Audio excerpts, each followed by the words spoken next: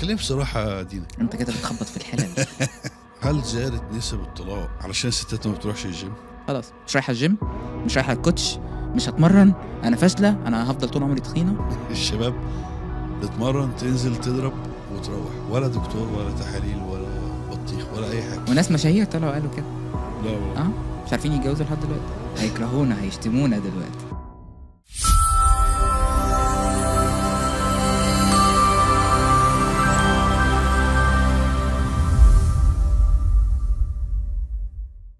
اهلا وسهلا بيكم في حلقة جديدة من بلو زونز ويلنس بودكاست. النهاردة هنتكلم عن المرأة والرياضة، وكمان هنجيب سيرة الرجالة، فلو في رجالة خليهم يشوفونا. معانا كابتن دينا عبد المقصود. اهلا وسهلا بيكي. اهلا بيك يا طارق. اخبارك ايه؟ الحمد لله. اول حاجة شكرا على قبولك الدعوة وتشريفك لينا. تاني حاجة عايزين النهاردة نصحح شوية مفاهيم. اكيد. الست والرياضة. مثلا لو كلمت اختي مثلا جيل الثمانينات هتقول لي لا مش هروح الجيم، هيطلع لي عضلات وشكلي يبقى وحش وكتافها تعرض، والسمعة السيئة للجيم اللي موجودة بقالها فترة. وطبعا في ناس تجاوزت الموضوع، في ناس لسه عندها الفكر دوت. فالست بتحتاج قد ايه وقت عشان يطلع لها عضلات وتبقى شبه الرجالة؟ الست عمرها ما هيكون شكلها زي الرجاله لو لعبت طول عمرها. الست عشان توصل للمرحله العضليه اللي الناس مفكرها او بتشوفها في صور الكومبيتيتور محتاجه تاخد هرمونات، محتاجه تاخد هرمونز وكوره، وده مش هيحصل الا لو هي داخله بطوله. لكن في حالتها الطبيعي عمرها ما يطلع لها عضلات، بالعكس هيطلع لها عضلات بالشكل فيمينين، يعني كيرفات اللي هي الستات كلها اصلا بتدور عليها. بس فكره ان يطلع لها عضلات تمشي عامله كده ده مستحيل يحصل بشكل نورمال او ناتشرال، مستحيل. يعني ما تخافوش، تعالوا تمرنوا ومش هيحصل لكم اللي انتوا خايفين منه. صحيح؟ اكيد. طيب قد ايه الرياضه مهمه، وقد ايه الويت ليفتنج او رفع الاثقال، ولا مش عارف اسمها ايه، كمال الاجسام بشكل منظم مهم للست، لصحتها ولنفسيتها كمان؟ مهمة لنفسيتنا كلنا مش بس كست. يعني بدل ما تروح لدكتور نفسي وتتعامل مع دكتور نفسي وتاخد أدوية أنتي ديبريشن، طب ما تروح الجيم أو تروح الجيم. يعني هتظبط الدوبامين، سيروتونين، كل هرموناتك. انت عبارة عن هرمونات متحركة. كل حاجة بيعملها الأنتي ديبريشن الرياضة بتفرزها. ومش لازم على فكرة الجيم، يعني أي حاجة انت بتحبها وتقدر تلتزم فيها على اللونج تيرم اعملها، بس يبقى في نشاط يومي يخليك ستيبل نفسيا. فاحنا مش بنروح الجيم بس عشان يبقى شكلنا حلو جسمنا حلو وكده مهشتكين، لا بنروح الجيم عشان نفسيتنا في المركز الاول كراجل او كست. هو احسن طبيب نفسي في العالم الجيم بالنسبه انتي ديبريشن. حتى لو راحت للدكتور نفسي هيقول لها روحي العبي جيم. صحيح. نعم. هذا الموضوع له علاقه بالحرق، وله علاقه باطاله العمر، وله علاقه يعني في فوائد كتير جدا جدا جدا. لا الحركه في الاساس اكيد. لو دلوقتي احنا ما بنقدرش نتحرك زي زمان، اعتقد احنا مصممين ان احنا نكون في الغابه مثلا، او في الصحراء، في طبيعه قاسيه، بنصطاد وبنجري ورا الحيوانات وبنستخبى وبنقوم وبنطلع شجره عشان نجيب. فاحنا دلوقتي في الزمن اللي احنا عايشين فيه ده كل حاجه بتجيلنا على جاهز، ما بقاش فيه حركه، بنسوق وقاعدين على مكتب ومش بنتحرك، بوزنا خالص. اكيد. فعشان كده الرياضه ما عادتش رفاهيه، هي اساسيه في حياه اي حد. يعني مش رفاهيه اروح العب رياضه ولا لا، لازم عشان تبني كتله عضليه عشان ما تعجزش بدري. يعني انتي ايجينج، انتي ديبريشن، وانتي 2 in 1. عشان ما تبداش تظهر عليها علامات العجز، وزي ما انت بتقول مش قادرين نتحرك، مش قادرين نتنفس، مش قادرين. معظم الناس بقت مدخنه، معظم الناس بقت مكتئبه، معظم الناس حياتهم كلها على مكتب. فلازم يبقى في كتله عضليه عشان يقدروا يواجهوا ده.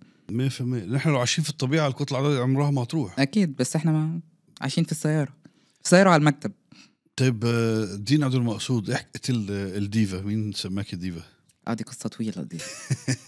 صحابي صراحه، يعني مش انا اللي اخترته لنفسي. يعني بعد ما بدات ادخل كومبيتيشن واعمل حاجه جديده بالنسبه لبنت مصريه، فسموني قالوا لي انت ديفا في نفسك كده، ولزق الاسم.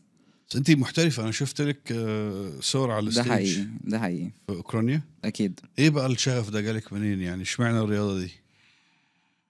والله تعرف لو قلت لك ان انا زمان ما كنتش بحب كمال الاجسام، كنت بشوفهم بقول ايه ده تو ماتش. بس اوكي، انا بدات من صغري كان اوريدي والدتي مدربه بتحب الجيم، تاخدني معاها ويلا والعبي وكده. فانا عندي عيله كلهم رياضيين، ده نمبر 1، فالتربيه بتفرق. بعدين انا لما سافرت، انا سافرت من عمر 15 سنه، رحت اوكرانيا كنت بدرس، فلقيت كل الناس بتتمرن، دي حاجه طبيعيه، حاجه انه جيم، حديد حديد جيم، دي حاجه كل الناس بتعملها، حتى لو ده مش لعبتها الاساسيه. يعني لو بيلعبوا ملاكمه، بيلعبوا سباحه، بيلعبوا كوره، بيلعبوا اي حاجه، بيروحوا الجيم في الاساس. فالموضوع بدأ عندي ستيب باي ستيب، بتفرج على ناس، بدأت تعرف ان ايه ده، في ناس بتدخل بطولات وبتفوز، فبدأ حب العضلات ده يجي ستيب باي ستيب من غير ما احس. يعني الحاجات اللي انا ما كنتش بحبها وبحب شكلها وانا صغيره جت كده اتطورت، مش انا مخلوقه كده اوريدي. فكل ما لعبت زياده كل ما طمعت، بقيت عايزه اكتر عضلات اكتر، يبقى شكلي احلى.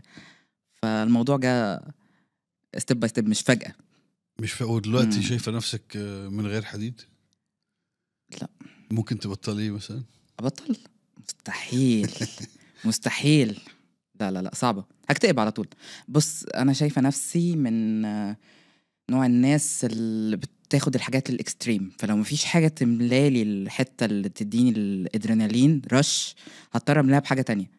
فيفضل املاها بحاجة هيلسي صحية احسن ما املاها بحاجة غلط، لان انا دايما عايزة حاجة تديني ادرينالين، عايزة حاجة تحسسني بالجرعة الدوبامين الزيادة دي.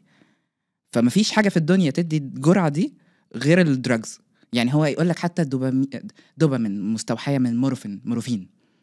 مفيش حاجة تديك الإحساس ده غير المخدرات. طب ما هي مخدرات طبيعي وحلال وجميلة، مستحيل أبطل جيم. لا 100%. تعرف أنا كنت عايش في إنجلترا فترة كده، كنت لوحدي تماما في وقت الكورونا، وكنت يعني بمر بأزمة نفسية مش كويسة، وكان طبيبي وصديقي وملجئي وملاذي كان الجيم، لأني كنت بروح متضايق أرجع أكيد. بغني. أكيد. والله أقسمك بالله أروح بغني. طيب شفت لك فيديو شوية عكس المألوف، بتتكلمي عن إنه لو في ست رياضية وحملت تقدر تكمل رياضة وتشيل أوزان وتعيش حياتها شبه الطبيعي. لا، هي هتعيش حياتها طبيعية جدا، طبيعي خالص، لو هي ما عندهاش أي مشاكل صحية تمنعها من ده. يعني بتاخد الابروفمنت من الدكتور، ما عندهاش مشاكل في الضغط او سكر او اي مشاكل صحيه تمنعها من التمرين، تقدر تتمرن بشكل طبيعي، بالعكس وتشيل نفس الاوزان كمان، تشيل نفس الاوزان جدا لو هي اصلا رياضيه. اوكي. لكن لو مش رياضيه لازم تحت اشراف اخصائي يتابع معاها ستيب باي ستيب، في حاجات تكون ممنوعه منها لو هي اصلا مش متعوده على الحركات دي. لكن واحده رياضيه قبل الحمل تكمل عادي طبيعي جدا، تكمل عادي، مفيش لو ما عندهاش اي مشاكل صحيه تمنعها من ده. لان انا بشوف الناس تحمل تروح قاعده في البيت، اكلوني شربوني، حاجه تجيلها لحد عندها. لا يا بنت الحلال، مفيش الكلام ده. هنيجي للموضوع ده. هو عامه لو هي رياضيه من قبل ما تحمل غالبا مش هيكون عندها ولا ضغط ولا سكر، لانه بالظبط الرياضه بتحمل الموضوع دوت. ذكرت مره قبل كده، بس في طبيب صديقي اسمه محمد سعيد، عملت معاه اكتر من حلقه، فبكلمه مره فبقول له الرياضيين، قال لي الرياضيين ايه، انا مفيش رياضيين بيجوا لي. قال لي هو ما شاء الله ممكن يجي له 100 حالة في اليوم، سواء كان أونلاين أو في العيادة. مفيش رياضيين بيروحوا له. هو طبيب إيه؟ هو طبيب تغذية. أوكي. يعني شغلته. كلمتي برضو في الموضوع دوت، بس عايز أسألك سؤال. هل زادت نسب الطلاق في مجتمعنا علشان الستات ما بتروحش الجيم؟ انت كده بتخبط في الحلل. هيكرهونا، هيشتمونا دلوقتي. هم احرار يعني عادي. والله هو بيروح الجيم عشان هي تروح الجيم. انا شايفه الاتنين بيشدوا بعض. يعني ما يبقاش هو قاعد في البيت بالفانيلا ويقول لها جسمك وتخنتي وترهلتي، طب ما انت قاعد برضو كرشك مترين قدام. فلا، ما اظنش الطلاق ليه علاقه، لو هو اهتم بنفسه وهي تهتم نفسها، ويفضل ما حدش يبص للتاني. يعني مش شرط. يعني هقول لك حاجه. الراجل احنا مثلا لو قلنا سن الزواج مثلا في اخر العشرينات او الثلاثينات، الراجل بيبقى لسه ماسك نفسه في الفتره دي، يعني كرشه ما بيبقاش فج، ممكن بعدين شويه لو هو اهمل نفسه. بس الست العربيه مش كلهم طبعا الا من رحم ربي، وفي بلاد احسن من بلاد، تتجوز بتبقى مانيكان موديل فتره الخطوبه وقبل الخطوبه والجامعه والكلام ده. اول ما تتجوز تبتدي ترحرح شويه، بعدين تجيب لها ولد خلاص كده عليه العود ومنه العود. يفضل الراجل بقى، في رجاله بتاخد بالها من نفسها وفي لا، يعني ما هو ولا بيردع ولا قاعد بالبيبي ولا عنده وقت ولا فيمينست بقى. طب ما تقول لهم ينزلوا الجيم طيب خلاص يصرف عليها ويجيب لها ناني تقعد بالبيبي ساعه واحده ساعتين وتنزل هي الجيم وتدلع نفسها. ما برضو الراجل عليه رك يا ستي على راسي. اكيد ما هي من كتر ما هي ما عندهاش رفاهيه الوقت وسايبها هي موحوله، لان عندنا مش هنقول الكل زي ما انت قلت، ست خلفت وفطمت والواد عنده 2-3 دلوقتي، في حد يقعد معاه وعنده نانية وعندها حماتها مامتها. هي كده تقدر تتمرن من البيت باي ذا واي، مش محتاجه حتى تنزل هو ده الكلام بقى اللي انا عايزه. ايوه بس احنا يعني نقول اللي لينا ولا علينا، لان الفيمينست اللي جواكي لا والله ولا فيمينست، لا ملهاش علاقه. هي تقدر تتمرن من البيت كده بس مفيش توعيه كفايه يمكن للموضوع، ان هي محتاجه بعد الحمل سواء طبيعي او قيصري بعدها ب2-3 لما يحصل لها فول ريكفري تبدا تتمرن بشكل طبيعي. الناس بتبقى خايفه يمكن عشان اغلب الناس حاليا بتعمل قيصري، بتبقى خايفه على الجرح، ما يعرفوش، ما عندهمش معرفه كافيه انه بعد عادي 3 شهور من الحمل تقدر تتمرن بشكل طبيعي، تبدا ستيب باي ستيب لايت وبعدين ميديوم بعدين تبدا تكمل تمرينها الطبيعي. الناس ما عندهاش لسه الثقافه دي بشكل كفايه، بس هي تقدر تتمرن بعد 3 شهور بشكل عادي جدا، ولو هي ولاده طبيعيه كمان اقل قبل ال3 شهور، 2 شهر يمكن، على حسب بتتمرن من البيت، على حسب من البيت او من الجيم، على حسب هي قبل الحمل بتتمرن ايه مستواها، ووقت الحمل كانت بتتمرن ولا لا. في كذا عامل يفرق. خلينا ما بتتمرنش خالص بس هتبتدي تحافظ، يعني تبتدي ترجع لنفسها قبل الولادة. أضعف الإيمان تمرين من البيت، لو تقدر عندها متاح ليها إنها تبدأ تنزل جيم أكيد يبقى أحسن. الجيم لأن فيه أدوات أكتر وأجهزة أكتر وإكويبمنتس أكتر، فأكيد الجيم يفضل. لو ما فيش الإمكانية دي على الأقل البيت في مليون حاجة، مليون تمرين تعمل من البيت. زي إيه طيب؟ سكواتس، بوش أب، أوكي عندك سكواتس، عندك بوش أب، عندك كل تمارين البطن، لانجز، حاجات تمارين رجل كتير، ممكن تمارين تعملها ازايز ميه، بايسبس، ممكن كرسي تعمل عليه ترايسبس، في مليون حاجه، مليون فكره، ممكن ادوات صغيره في البيت تعملها جيم متكامل. طبعا مش هيبقى زي الجيم بكفاءه الجيم بس تقدر تحرك جسمك كويس. طب ايه رايك تعمل لنا كده كام فيديو بعدين؟ اكيد علشان الست تقدر تتمرن نقدر نعمل ده، لان الاصل في موضوع الحركه مش الجيم.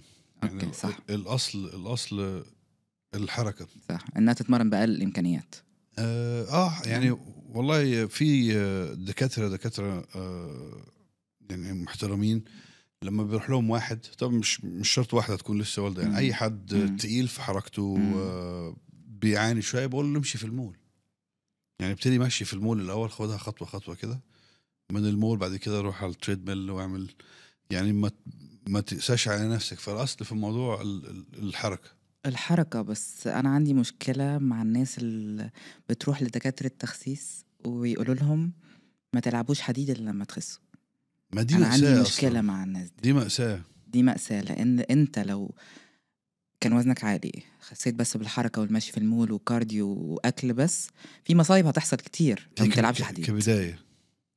كبدايه لحد ما يخسوا، لا لحد ما يتعود على الحركه. اوكي كبدايه ما يتعداش اسبوعين، بس لازم يدخل حديد في الموضوع.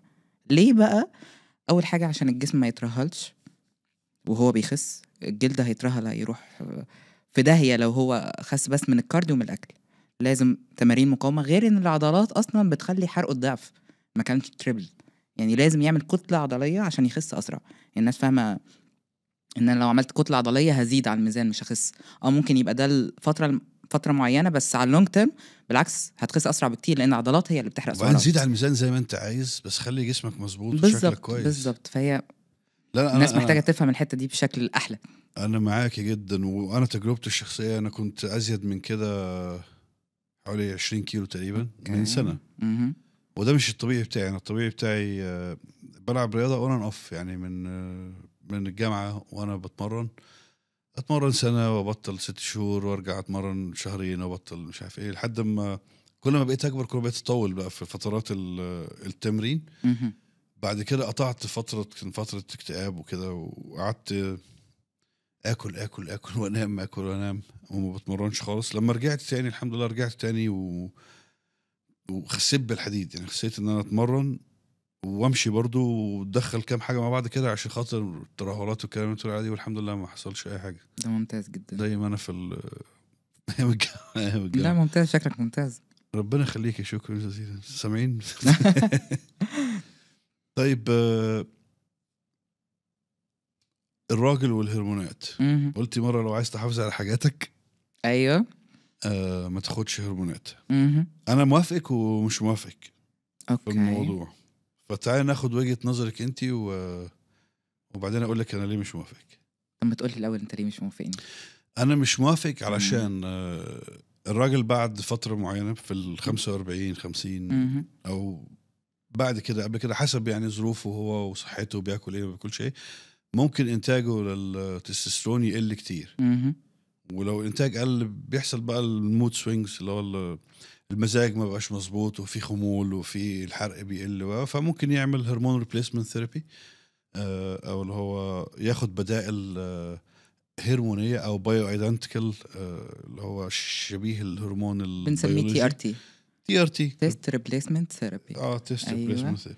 فانا مش شايف فيها مشكله. في ناس كتير، حتى جو روجن احسن بودكاستر في العالم بياخد ومعترف، وكتير قوي من رجال الاعمال المشاهير في والببليك سبيكرز اون TRT ودي براود اوف ات، وشايف ان هم وصلوا لسن اعمار طويله وصحتهم حلوه. ده كلام ممتاز جدا، بس احنا في مثل بيقول لك الوقايه خير من العلاج. صح. TRT لو احنا اوريدي وصلنا لسن حصل مشاكل وخلاص الكتله العضليه راحت مش قادرين نعوض، لكن لو انت محافظ من قبل ما تدخل ال30 انك بتلعب حديد بشكل دوري من غير ما توقف، انت مش هتوصل لمرحله انت محتاج فيها TRT. اوريدي هيفضل التستوستيرون عندك بشكل ممتاز جدا، عالي الى حد ما، مش هتخسر الخساره اللي حد قاعد في البيت ما بيعملش حاجه بيخسرها. فخلينا متفقين ان انت لو عملت وقايه من سن ال30 وانت طالع، او من قبل ال30، من قبل اصلا ما تبدا تخسر هرمونك او يقل معاك، لان من بعد ال30 بيبدا يقل بشكل سنوي حوالي 1%. لو انت عملت وقايه بدات تلعب حديد من سن صغير، كل ما كان فكره انك تاخد TRT او تعمل TRT على كبر قليله. لو حصلت مشكله بقى هنبدا نعالجها باستشاره الدكتور طبعا بالTRT، ان احنا نبدا ندخل تيست بشكل اسبوعي او كل اسبوعين او كل 10 ايام على حسب الحاله، بس استيل نقدر نعمل وقايه من سن صغير، مش لازم نستنى مصيبه تحصل عشان ندخل هرمونات. هو مش فكره مصيبه، مش كل الناس فكره تباطؤ او كسل بدات بدري، عشان كده بقول يفضل. عشان كده احنا يعني انا دلوقتي مثلا خلاص عندي كرش كبير وهرموناتي متنيله في 60 نيله وعايز ارجع، من حق ارجع برضه واتساعد وابتدي من 40، ابتدي من 50، ابتدي من 60. اكيد مش يعني خلينا للصغيرين نقول اوكي لازم تبتدي بدري عشان خاطر تحافظ على الليفلز بتاعت بس في ناس تو ليت اوريدي. في ناس مش الموضوع من السن بس، يعني ممكن في ناس جيناتها كويسه جدا انها ترجع بشكل نورمال لو بدات تلعب حديد حتى لو سنه كبير. الجينات بتلعب دور كبير قوي. ممكن راجل يكون سنه كبير يبدا يلعب حديد يلاقي نفسه الدنيا ظبطت بشكل اوتوماتيك، في رجاله لا. فمش عايزه اعمم واقول الTRT كويس لاي حد سنه كبير، عشان دي حالات فرديه بتفرق من راجل للتاني. فعشان كده لازم يكون في دكتور، في تحاليل، في شفت ده الاكسبشن اللي انا كنت قصده. انا مش قصد ان هو مش عايز اعمم عشان مش كل الناس تعمل كده.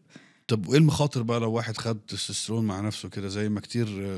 انا فاكر انا كنت بتمرن زمان في الجيم بتاع شحات مبروك. تعرفي اكيد شحات اكيد مبروك. مين ما يعرفوش؟ فكان تحت الجيم بتاعه كان عندنا في الهرم تحت الجيم في صيدليه، كان الشباب تتمرن تنزل تضرب وتروح، ولا دكتور ولا تحاليل ولا بطيخ ولا اي حاجه، كده بالحب ماشيين على البركه، بالحب بدعاء الوالدين. شو لا في كابتن واحد مثلا او اتنين شغالين ماسكين الجيم للكابتن شحات مبروك، فاقول له خد واحده برجستون على ديكا مش عارف ايه على ايه سلطه، هي سلطه في السوق اسمه ايه سينسول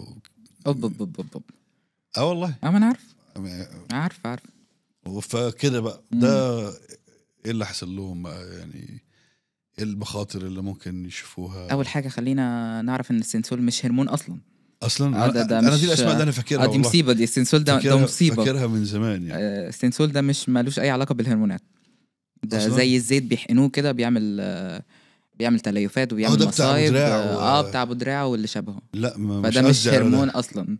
في اسم او نوع دارج من التستوستيرون موجود في مصر، مليون حاجه. يعني بس انا فاكر السينسول ده اوكي بس بتلاقي في منتشر في الجيمات البلدي فعلا زي ما انت قلت. لا بس او الشعبيه دي مصيبه الناس اجسامها باظت ومش ترجع تاني. عارف ليه مصيبه؟ لان ما ينفعش استئصاله جراحيا. الزيت بيدخل في العضله بيعمل تليف، ما تبقاش عارف تستأصله، لان خلاص العضله نفسها تليفت، مش عارف تخرجه من العضله. هتعمل تشوه خلاص ما ينفعش تستأصله حتى بالجراحة. فهو حرفيا مصيبة. الناس بيفضل يحصل لها انفلاميشن على اللونج تيرم، بيحصل لها مضاعفات بقى بعدين. لا حول ولا قوة. فده مش هرمون. افتكرت المنظر دلوقتي بيجي لي فلاش باك وهو واحد دراعه من هنا رفيع جدا وكبير قوي من هنا وهكذا. في ناس بتحط في كتفها في صدرها، يعني متعدد الاستخدام. بس مصيبة مش هرمون، بس طلعوا من الهرمونات. اوكي احنا بنتكلم عن الهرمونات دلوقتي. صحيح. ايه بقى المخاطر اللي ممكن يمر بيها، وهل فيها رجوع تاني الواحد يرجع طبيعي بعدها ما يرجعش طبيعي؟ كلام بصراحة دينا. هجيب من الاخر، احنا جايين هنا عشان نتكلم من الاخر مش كلمتين وخلاص. طيب انت عارف انا اعرف كام واحد انفصل عن مراته بسبب الهرمونات؟ كام واحد طلق؟ كم واحدة طلبت الخلع بسبب الهرمونات؟ هنرجع تاني لان نقول ان ديت حالات فردية، مش كل جسم هيتعامل مع الهرمونات زي التاني. في ناس بتعمل حاجة اسمها BCT بعد استخدام الصح أو مش الصح، المقنن للهرمونات بشكل مدروس، لأنه مفيش استخدام صح بشكل 100%. كلنا عارفين ده. كل حاجة أي لعبة في هرمونات الجسم ليها أضرار. لو استخدمناها بشكل مقنن ومدروس مع أخذ الحذر، نقدر نقول كده، هيبقى في أضرار. بس في ناس بتعمل BCT اللي هو Post Cycle Therapy، إنك تحاول تنظف، بنسميها تنظيف بالعامية كده، ترجع هرموناتك بالشكل الطبيعي بعد الكورس. في ناس بقى ترجع لطبيعتها، وناس تاخد وقت، وناس ما ترجعش أصلا خلص. انت وحظك. ولو جاء أحسن دكتور فيك يا بلد مش هيقدر يأكد لك إنك تطلع منها سليم 100%. انت وحظك. كل جسم على حسب التاني. بيتعامل جسمك مع الهرمون ده ازاي؟ هيحصل له ضرر جسيم على اللونج تيرم ولا لا؟ حتى لو اخد حذرك محلل قبلها وبعدها، وبتاخد سبلمنتس تحاول تظبط انزيماتك ووظائف الجسم قدر الامكان، برضو انت وحظك فيها حظ كبير. يعني انت وجيناتك، انت وجسمك هيتحمل ولا لا. يعني في ناس راحت ما رجعتش خلاص للاسف. يعني الهرمون ممكن يخرب البيت. بيخرب البيت، بيخرب بيوت. وناس مشاهير طلعوا قالوا كده. لا والله. مش عارفين يتجوزوا لحد دلوقتي. مشاهير في الرياضة يعني، في مثلا ليهم أسباب في الرياضة، اللي حصل لهم عقم، واللي حصل له ضعف جنسي، وفي حاجات مش عارفين ده كده. احنا بنتكلم في الحاجات الجنرال. في حاجات بقى من جوه، سواء انزيمات الكبد ولا الكلى ولا مشاكل في القلب. في حاجات كتير، بس يعني اشهر اسباب الطلاق بتحصل اسباب جنسية، مشاكل جنسية. طيب تعالي خديني بقى للوسط، للحياة، حياة مناسبة سعيدة خالية من المشاكل المجتمعية أو النفسية اللي احنا بنشوفها دلوقتي. ايه الطبيعي للراجل والست؟ يتمرن ازاي؟ تتمرن ازاي؟ ياخدوا الموضوع لايف ستايل من غير هرمونات. وفي ناس بتسمع مكملات تفتكرها هرمونات. المكملات يا جماعة الغذائية ملهاش علاقة بالمكملات، بالمكملات الغذائية ملهاش دعوة بالهرمونات. دي نكرة ودي نكرة. مكملات حاجة هيلثي نقدر نعتمد عليها، بتساعد. الهرمونات لا، أي حاجة هتدخلها في جسمك تغير الهرمونات اللي ربنا خلقها بيها. بس تعالي دلوقتي مثلا امرأة عشان تحافظ على فيزيك كويس وتحافظ على مودها، تروح كم مرة مثلا الجيم؟ قد ايه وقت؟ يعني ادينا تيبس كده. انا عارف انه مفيش حاجة واحدة حاجة للجميع اكيد، بس في افريج. اوكي يعني في افريج. بس واحدة عايزة تحافظ على عودها غير واحدة عايزة تخسس، غير واحدة عايزة تتخن، غير واحدة عندها مشاكل مثلا في المفاصل او مشاكل في الظهر او فعشان كده مفيش قاعدة. حد سليم عايز يحافظ على نفسه 3-4 مرات في الاسبوع. 3-4 مرات في الاسبوع يعني افريج. كل مرة مثلا 45 دقيقة ساعة. والله 45 دقيقة تمرين ويت ليفتنج او حديد، والباقي كارديو، ممكن نص ساعة كارديو. ده المتوسط للناس النورمال يعني. بتختلف من هدف للتاني، بس ده المتوسط. 40 دقيقة تمرين او نص ساعة تمرين انتنس ده اكتر من ممتاز. غير الكارديو مع الكارديو، غير الكارديو ده حديد. كان الكارديو بعد الحديد نص ساعة على 40 دقيقة، يعني توتال ساعة ونص، ما يتعداش عن كده. مش كتير ده كده ميكس. انت كده مركز حديد مع كارديو. يعني الحديد، تمرين الحديد نفسه ما يتعداش 40 دقيقة. 40 دقيقة 45 دقيقة حلوة. في انجلترا في الجيمات مليانة مليانة. يعني هنا برضو في دبي الحمد لله، في الإمارات الجيمات مليانة مختلطة. فبنشوف بس في انجلترا تحديدا في بقى بتروح تلعب جلوتس بس. اوكي عندهم حرمان دول، ما عندهمش جينات العرب، ما عندهمش الجينات اللي عندنا. لا ما فيش. احنا جيفتد بالفطره. بس هل ممكن الموضوع ده يأذيهم جسديا، انه يكون في مثلا عدم توازن في عضلات في جسم الست مثلا، ولا عادي؟ والله انا كنت عايشه في يوروب 12 سنه، هم مهتمين بالصحه العامه. عمري ما شفت الظاهره دي بشكل، انا شفتها في انجلترا والله، انه حد يروح يتمرن جلوتس بس، يعني رجل خلفيه، ثاي، اوكي، ما فيهاش مشاكل. كل يوم. لا كل يوم ده مش كلام كل يوم فارغ. يعني، كل ما اروح هم بيعملوا نفس التمارين. كلام فارغ. وعد. لا لا مش تدي وقت للجسم انه يعمل ريكفري او استشفاء عضلي، فانت كده بتعمل نتيجه عكسيه، يعني بتهلك العضله او بتوصلها للفتيج مش بتبنيها. فمش هتشوف نتائج، الناس اللي بتعمل كده مش هتشوف نتائج اصلا، مش هتشوف اي بناء عضلي، بالعكس هتفضل في فتيج على طول، تعبان على طول، مفيش ريكفري انف. غير كده ان ما ينفعش تبقى قوي من تحت وضعيفه من فوق، مش عارفه تشيل ازازتين ميه يعني، فبرضه هيحصل لها امبالانس. فكره ان حد يتمرن لور بس عشان خايفه برضو جسمها من فوق يضخم، زي ما قلت لك من في اول حلقه، ان دي حاجه مش حقيقيه عشان ما نظلمهمش. ما أنا انه هي ممكن تكون خايفه تعمل عضلات من فوق فبتتمرن رجل بس، فزي ما قلت لك هي مستحيل تضخم من فوق او تعرض من فوق طول ما هي بتتمرن بشكل ناتشرال من غير اي ستيرويد او من غير اي هرمونات. وتقدر البنت تاخد احماض امينيه وكرياتين وبروتين وحاجات أيوة زي كده. ايوه اكيد ده كله تحت بند مكملات طبيعيه، بس تقدر تاخده عادي أكيد. حسب النصيحه اللي موجوده على العلبه مثلا أو حسب مش النصيحه الموجوده على العلبه. هو اسمه مكمل. يعني ايه مكمل؟ يعني بيكمل لك النقص في اكلك. انت بقى اكلت ايه، استخدمت كام كالوري، فاضل لك كام كالوري، دي شويه حسابات بتفرق من شخص للتاني، على حسب حرقك، على حسب البي ام اي، على حسب كذا حاجه، سنك، طولك، مستوى الحرق بتاعك، بتتمرن كام مره في الاسبوع، فهو بيكمل لك النقص في يومك.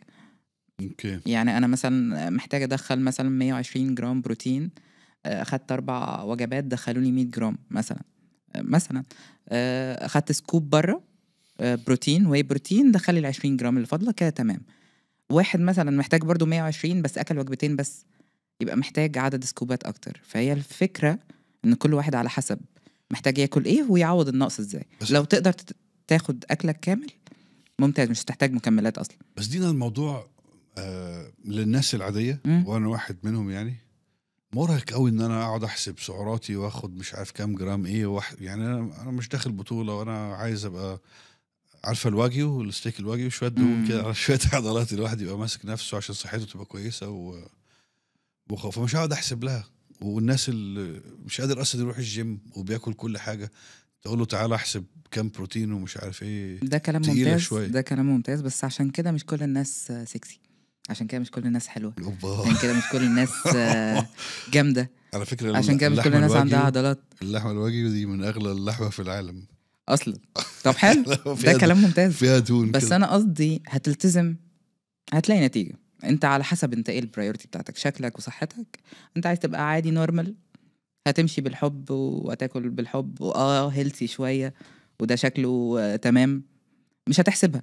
عايز بقى يبقى شكلك فعلا مختلف عن اي حد وصحتك واضح عليها القوة وما تتعبش وما تضطرش تحتاج بعد كده الدكاترة، هتضطر تبقى ستريكت شوية. بعد وقت الناس ما بتحسبهاش، انا ما بحسبهاش باي ذا واي، بس عيني اتعودت، انا بقيت عارفة ان انا جسمي محتاج قد ايه، والطبق ده مثلا ده اوكي ده 200 جرام ده 100، خلاص ما بحسبهاش. بس بعد شهر بيبقى عندك قدرة انك تميز جسمك بيحتاج قد ايه. انت بس هتتعب شهر واحد، تلتزم شهر واحد. انت دينا شخصيا ما بتضعفيش كده قدام حته شوكولاته مانجايه؟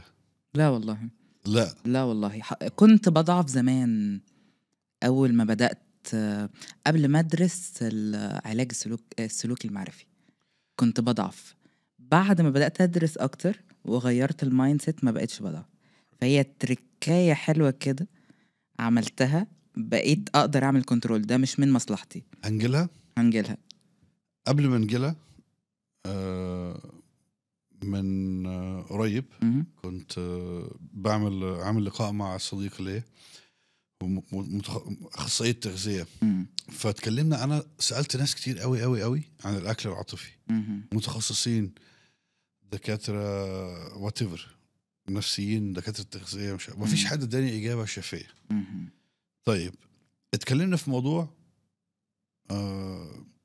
انه الموضوع ده انت ذكرتيه كمان، فعشان كده انا جاي لك من الحته دي، لان ده الحاجه الوحيده اللي علمت معايا انا، اللي اقنعتني انا. ليه احنا بناكل اكل عاطفي اصلا؟ ولسه حته ازاي نبطله ديت لسه مش متاكد منها قوي، ومحتاج الانبوت بتاعك، عشان انت عجبتيني جدا جدا في فيديو وانت بتتكلمي عن اولاد الصغيره، انه لما بتروح البيت تكافئهم، تجيب لهم شوكولاته وشيبسي ومش عارف ايه، ولما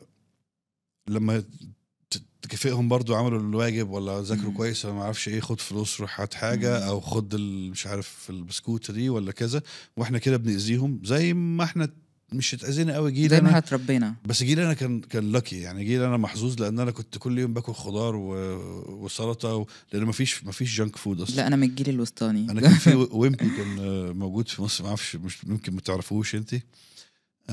كان محل واحد بس في المنطقه بتاعتنا كلها، على الجيزه تقريبا كلها، ما فيش غير مكان واحد جانك فود، فتأسسنا كده. بس اللي بعدينا بقى كله متعود على الكلام ده. انا قلت لها ايه بقى وهي بتشرح لي الحته دي، قلت لها دي طريقه تدريب الكلاب، لا تجوز مع البني ادم. يعني انت الكلب بتاعك بتقعده وبتقومه وبتدخله الحمام، ما اعرفش ايه بالتريتس دي، واحنا للاسف خدنا الموضوع واديناه لاولادنا، والموضوع مؤذي جدا. كلمينا عن الموضوع ده، وبعدين قولي لي بقى ازاي حد كبر زينا كده زي يتعافى منه ويقدر يسيطر على اكله العاطفي. هو انا كنت من الناس ديت، يعني انا كان مامتي تاكلني هيلثي، تيجي جدتي تجيب لي شوكولاته ونوتيلا وكيت كات وسنيك كل حاجه، فانا كنت عايشه كده بشكل يومي يعني. مسطره. طيب ناخدها واحده واحده. نتكلم عن الاطفال الاول. نبتدي الاول الاطفال وطريقه أوكي. تدريبهم الخطا او مكافئتهم الخطا اول حاجه، وانا هسالك السؤال اللي بعده بعدين. اوكي. موضوع الاطفال، انا لما يبقى عندي طفل وعوده ان مكافئته في السكريات، يعني كل ما يعمل حاجه صح اجيب له شوكولاته او اجيب له بونبوني او اخده سوبر ماركت يجيب حلويات، نفس الشخص ده هيكبر على انه متعود ان دي حاجة بتعليله الدوبامين، ان دي حاجة بتسعده، ان ده نظام مكافأة بيبدأ يكافئ نفسه بيها. كل ما يعمل حاجة يروحوا اصحابه ياكلوا حلويات، يفطر الصبح كوفي مع تشيز كيك، تلاقيهم كلهم في الكافيهات حاليا، المنظر ده بنشوفه بشكل يومي، قاعد في الكافيه ماسك القهوة معاها حلويات، ده بقى حاجة نورمال ترند. ما اشربش القهوة غير مع تشيز كيك او غير حتى مع ديزرت، انه احلي اي معجنات بالسكر والعسل ومش عارف ايه. دي مصيبة، احنا اتربينا غلط، هم ما يعرفوش ان هم كده، انه الطفل لو تخن وهو صغير قبل البلوغ بيبقى صعب جدا يخس بعد البلوغ. يعني انت بتأذي طفلك بشكل مش طبيعي. ليه بقى؟ قبل البلوغ احنا عندنا حاجة اسمها خلايا دهنية فات سيلز، الخلايا دي قبل البلوغ بتتكاثر، بتتضاعف عددها. بعد البلوغ هي نفس العدد، خلاص ما مش بتتضاعف، بس بتكبر وبتصغر، تكبر وبتصغر، فانت كده بتخليه الله اكبر عنده امكانيه انه يفضل تخين طول عمره ويعاني بسببك طول عمره، عشان انت بس بتكافئه بسندوتش نوتيلا ولا بشوكولاتايه ولا بشيبسي، فانت بتدمرهم على اللونج تيرم. بنتكلم في جيل بايظ، اجيال، مش جيل، اجيال يعني 3-4 اجيال اللي فاتوا، اجيال طبعا. ولحد دلوقتي ماشي. عيدي المعلومه دي تاني معلش، المعلومه دي مهمه جدا وخطيره. يعني انا متعذب بسبب موضوع انا دلوقتي لو فكرت في الاكل اتخن. طيب حلو، انت عندك طفل، حلو الكلام، معدل ان الطفل ده لو تخن وهو صغير قبل البلوغ يفضل تخين بقية عمره معدل عالي جدا.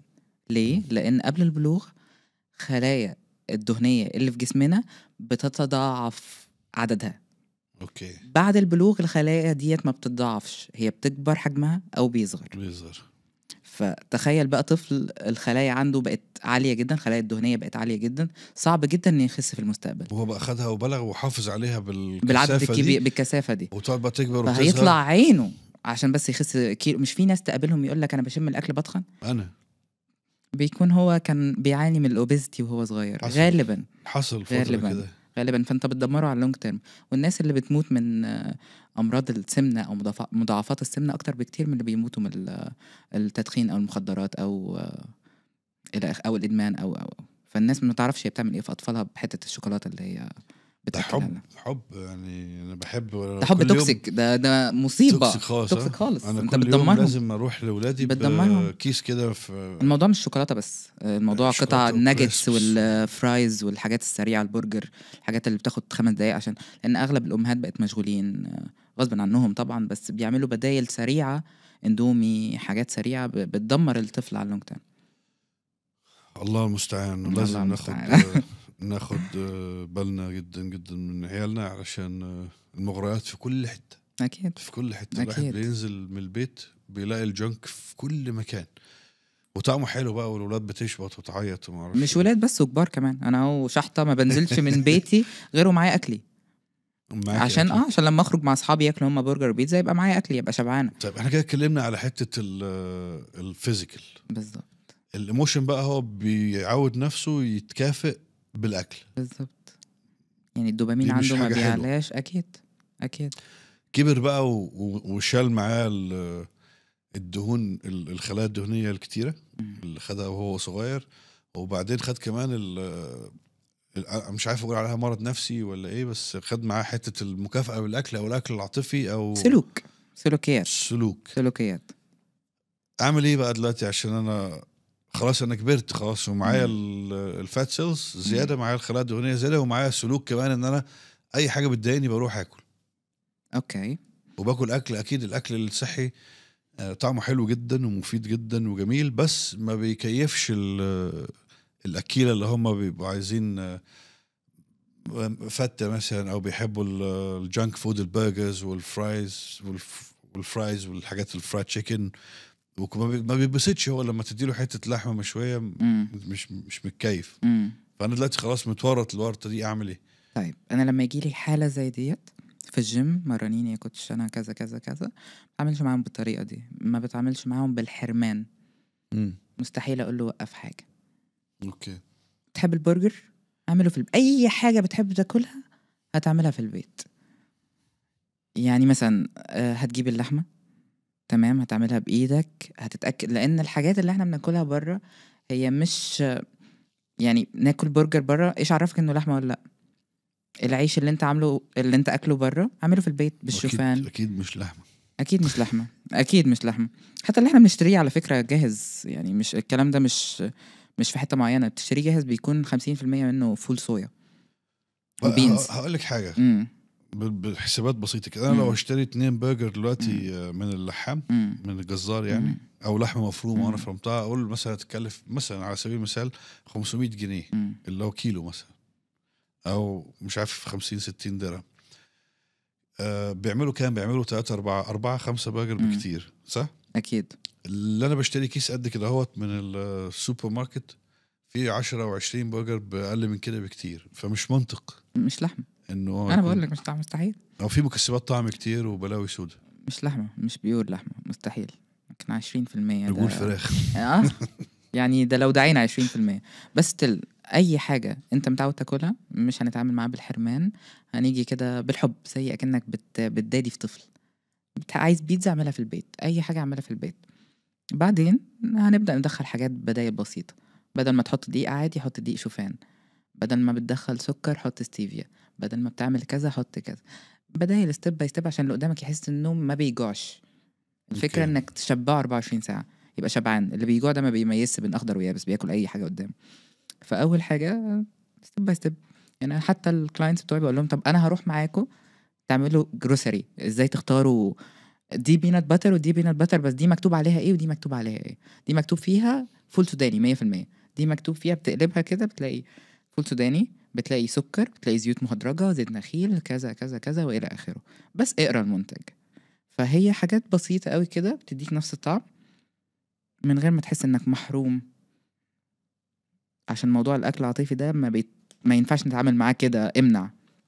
مفيش حاجة مثلا زي تكنيكس سلوكية، توكيدات، إعادة برمجة الذات، إن أنا ما كفئش نفسي زي ما العلاج السلوكي المعرفي هي فكرة إنك مش هنقول نحل المشكلة، هي فكرة انك ازاي تتعامل مع المشكلة إدارة. أصلاً. إدارة ازاي تتعامل مع مشاكلك، فهي بتاخد وقت. فانت زي ما هتتمرن او زي ما هتمرن جسمك انت بتمرن عقلك، فدي حاجة بتيجي مع الوقت، مع ان انت تزود من معرفتك او تتكلم مع ثيرابيست او تتكلم مع حد يرشدك ازاي تغير السلوكيات دي وتخليها في صالحك، او زي تتعامل مع السلوكيات المؤذية دي. وخدها واحدة واحدة زي ستيب تأثير باي ستيب، كرة ما ينفعش التلج. حاجة قفش كده. القفش الواحد بيمل منه، مش بس في الاكل، في مليون حاجة. بكل حاجة. ف... يعني أدور على بدائل وأعمل حاجة في البيت. لان عندي ناس بيجوا اللي هو انا بوظت في اكله، انا هبوظ اليوم كله، خلاص انا كده كده بايظه، انا كده كده انا بوظت الدنيا، انا فاشله، انا مش هعرف اعمل حاجه. عارف الناس اللي بيجي لهم تأنيب ضمير ان هو انا اكلت حاجه غلط، انا هاكل بقيه اليوم غلط، انتحر انا بقى الاسبوع عشان كله غلط. ده كميه كبيره جدا من الناس، اغلبيه يعني، اللي عندهم موضوع الاكل العاطفي. انا اكلت وجبه واحده غلط، خلاص مش رايحه الجيم، مش رايحه الكوتش، مش هتمرن، انا فاشله، انا هفضل طول عمري تخينه. جلد الذات المؤذي دوت. جلد ذات. فعشان كده موضوع العلاج السلوكي المعرفي ده محتاج فترة انك تقرب من اللي قدامك، تتكلم معاه بشكل كبير، تبدأ تعلمه او ترشده ازاي يتعامل مع السلوك ده بشكل احسن. وانت مقنن. اتجهتي للدراسة ديت عشان خاطر تكوني كوتش احسن يعني مع بالظبط، الناس؟ عشان اربطها بمجالي. اوكي. عشان زي ما قلت لك احنا مش بنمرن بس جسم، الموضوع بيجي من العقل. انت ازاي اوكي هتتمرن ازاي لو انت اصلا مش طايق تدخل الجيم؟ عندك مشاكل في الديسيبلين، عندك بتزهق بسرعة، معتمد بس على الحماس اللي بيجي لك يومين 3 ويتبخر. ففي كذا حاجة محتاج الأول تعود اللي قدامك يخلق عادة، يطور من المايند سيت بتاعه عشان يقدر فعلا ياخد التمرين ده حاجة لونج تيرم. الناس بتزهق بسرعة. فأنا أصلا دراستي ليها كان عشان أطور الكلاينت بتوعي بشكل أحسن. ونفسك ولا بس ونفسي الكلاينتس؟ أكيد. التحفيز زبالة. أيوة ده حقيقي. انا موافق جدا. مم. بس عايزين نشرح طبعا هو المعنى الاشيك جنك، بس الناس مش كل الناس بتعرف انجليزي يعني اللي بيشوفون. فالتحفيز او الاعتماد على التحفيز هو لا يصلح. ده اكيد. لماذا؟ temporary، مؤقت، بيتلاشى حماس مؤقت. فأي حاجة بتبدأها جديدة، بتتحمس قوي زي العربية الجديدة، حتى السواقة، أي حاجة جديدة بتتحمس أول شهر شهرين، خلاص الحماس بيروح. لو أنت ما علمتش نفسك، ما روضتش نفسك إن أنا سواء أنا عايز الحاجة دي حاببها مش حاببها، في المود مش في المود، كده كده هعملها عشان أنا ملتزم وعشان دي لمصلحتي، عمرك ما توصل لحاجة، تفضل بتروح وتيجي on and off.